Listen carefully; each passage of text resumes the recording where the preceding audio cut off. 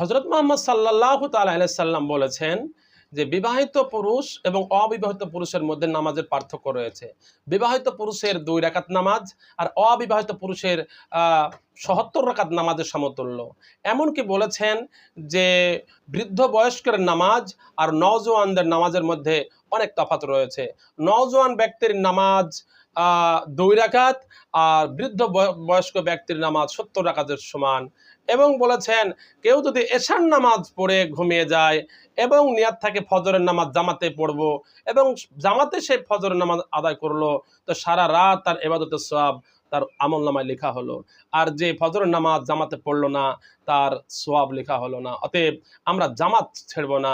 এশার নামাজ, মাগরিবের নামাজ, সমস্ত ৫ ওয়াক্তের নামাজ আমরা জামাতের সহিত পড়বো ইনশাআল্লাহ। এটা পড়ার জন্য আল্লাহ পাক রব্বুল আলামিন তৌফিক দান করেন। সকলে বলেন আল্লাহুম্মা আমিন। ওয়া আখিরুনা আলহামদুলিল্লাহি রাব্বিল আলামিন। আসসালামু আলাইকুম ওয়া রাহমাতুল্লাহ।